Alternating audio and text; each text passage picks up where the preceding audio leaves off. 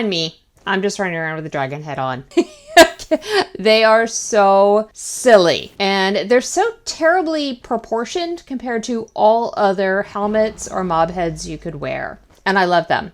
I know people like to make mob heads, and I thought it'd be hilarious to make a scaled dragon head, especially because it's 2024, the year of the dragon. Yay! So let's get going. Before we do that, let's go say hi to the dragon. Do you think this will be a safe place to watch the dragon? I hope it flies near us.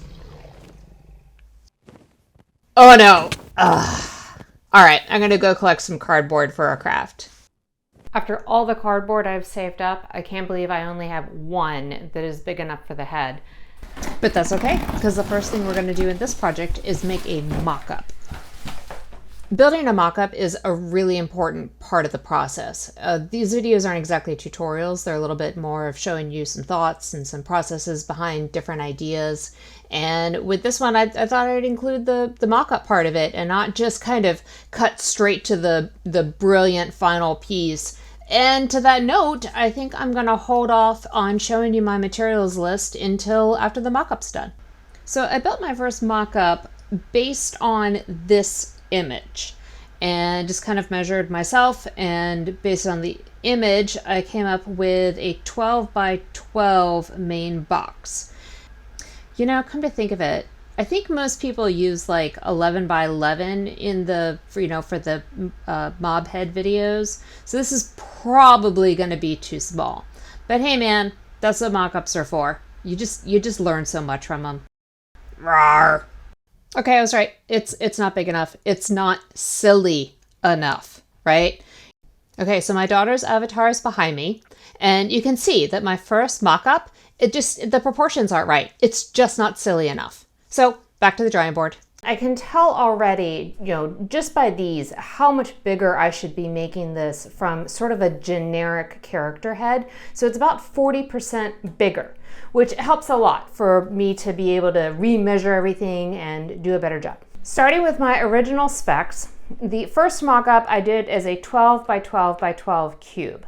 So starting with the 10 by 10, I'm going to change these to 14.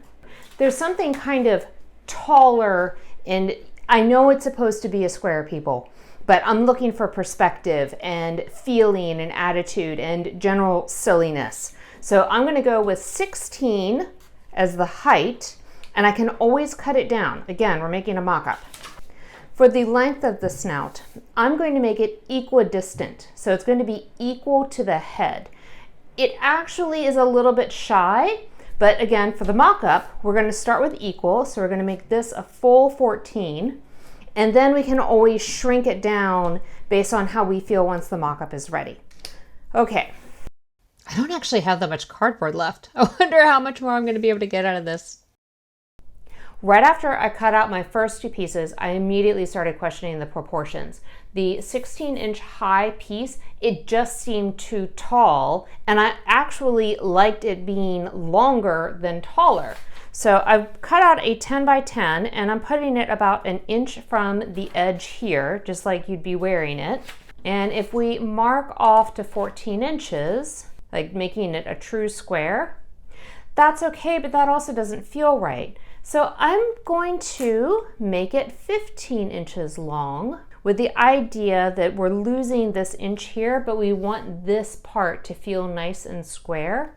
And so then this feels balanced off of the edge of the shoulders. Okay, so now I got to stop thinking and I just got to get this thing put together.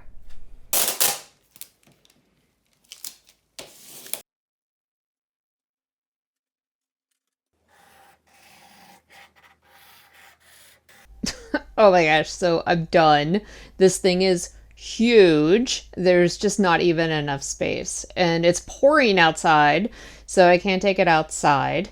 But oh my gosh, it's so silly. In the end, I added an inch up top, and you guys will be so pleased because it's a square. It's now 15 by 15, and the snout is 14 inches long, which is ideal. And I love it. I'm ready to go build the final. Here are the materials I used. The key is I switched to black foam core.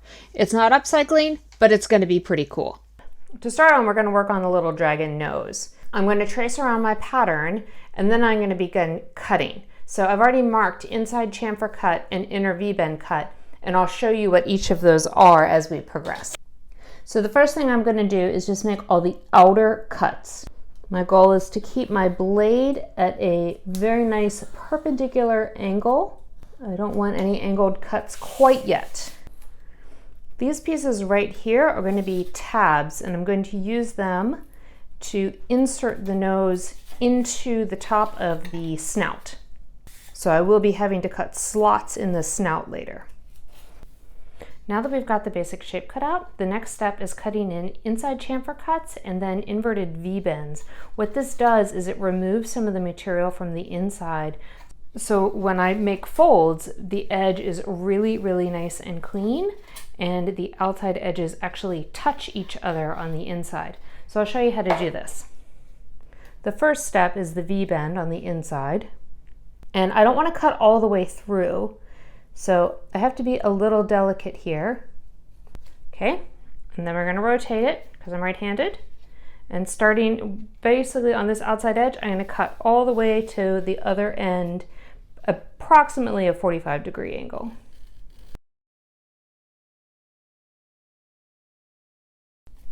So now when I remove all of this material, it's basically made a little bit of an angle. I'll come out the other side, and there's the other.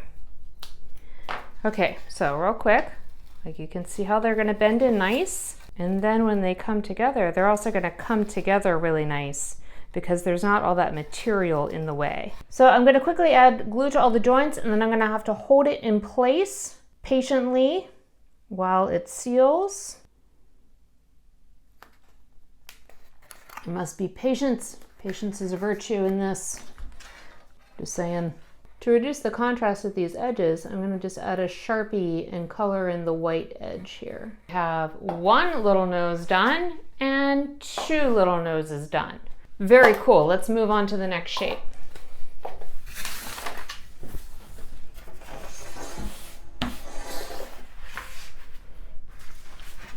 The next shape is going to be the dragon horn. It's all basically the same techniques, so I'm just going to go ahead and get to it, and you can follow along. Obviously, these techniques aren't as important if you're using upcycled cardboard, but they're really handy if you're using foam core. Hope you're learning a few tips here. One down, one to go. I rebuilt my specs to the new size, and I'm going to cut out all this black foam core, but we're going to make it fast for you guys. And you can see the chamfered edges. Now we're going to add the holes in order to insert the little nose piece onto the snout. To begin with, I've added guidelines on the side and the front because I wanted that to be 2 pixels and 1 pixel exact.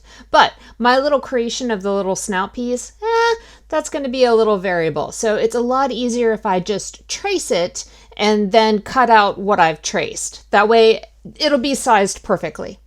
So I've got my little slits cut out here, and that's going to align perfectly with my edges here. And I am so smart. I'm lying.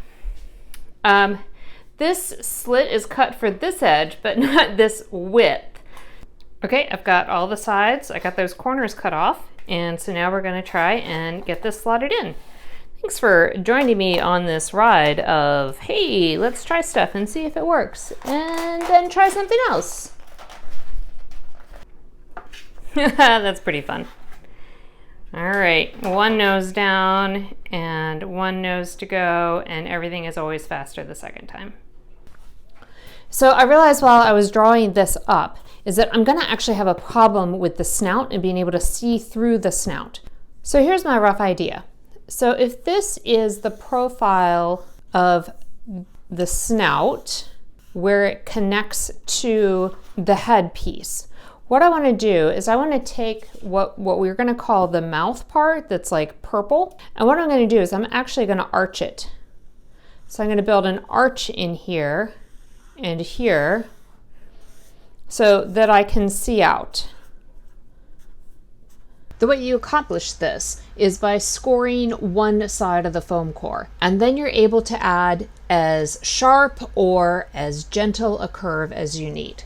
Okay, I've been doing lots of cutting and planning. It's time to take a break. I'm going to paint the horn. I'm so excited to start painting. It is a rainy Saturday afternoon and Hermitcraft 10 just dropped. So I'm just gonna sit here and paint and watch all my favorite hermits.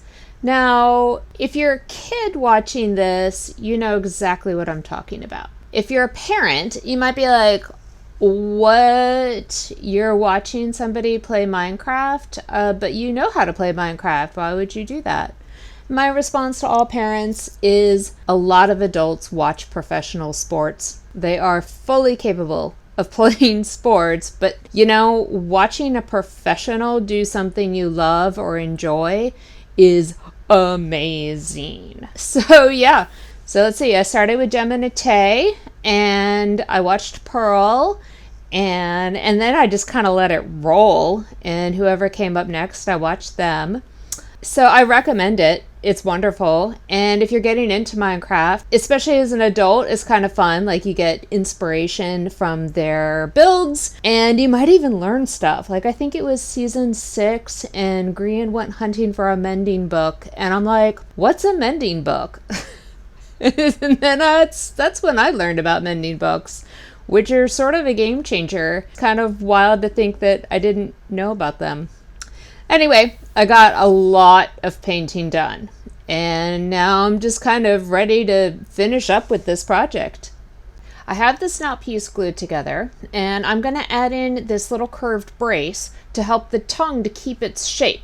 That's, again, to help me be able to see out of the mask. So the first step here is I'm going to cut away the top of the lower snout. And that's going to give me something to glue the tongue onto, and then you'll see how it presses down into that curved shape, and it all just kind of works out. We're to the final steps here. Everything's painted, everything's glued together, and all I have to do is slot in my parts like my horn. Cool. And then we're going to put on the mouthpiece. And just as a note, like I'm not actually gluing any of this in. It's all friction fit. And part of the reason that I didn't glue it in is for storage. So as long as I can take the snout pieces off, it'll be a lot easier to store. So there's inside the mouth, all curved. And the paint job with the eyes and the shiny black and the gray horns. And this thing is huge. It's huge. We'll have to get some outdoor shots so you can see what it looks like. Not in my studio though. Okay, now how do I get this thing to stay on my head? I cut out a piece of foam 16 by 15 and I chopped a hole in the center. It was all very trial and error.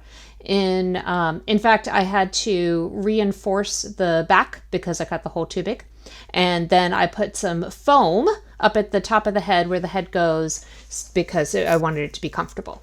So with some more trial and error, I was able to figure out placement for these braces, which I just glued in. That's all. They're just glued in braces. And then this thing slides in place and is held in place by the braces, so I can also remove it. Finally, I got a tri-glide here and some webbing and a hook to tether the back of this thing to the loop of my jeans. So I have these things in my house because I'm a bag designer and I'm constantly ripping apart samples, but it's not hard to find, especially if you have like some old bag or something you can take apart. To attach it to the back, I just use hot glue. It's really not permanent, but it worked well for these outdoor videos. Rwarr. Rwarr. Rwarr. Rwarr. Rwarr. Rwarr. Rwarr. Rwarr. Rwarr.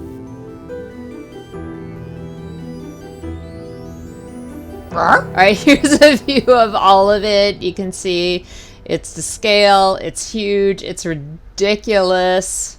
Hey.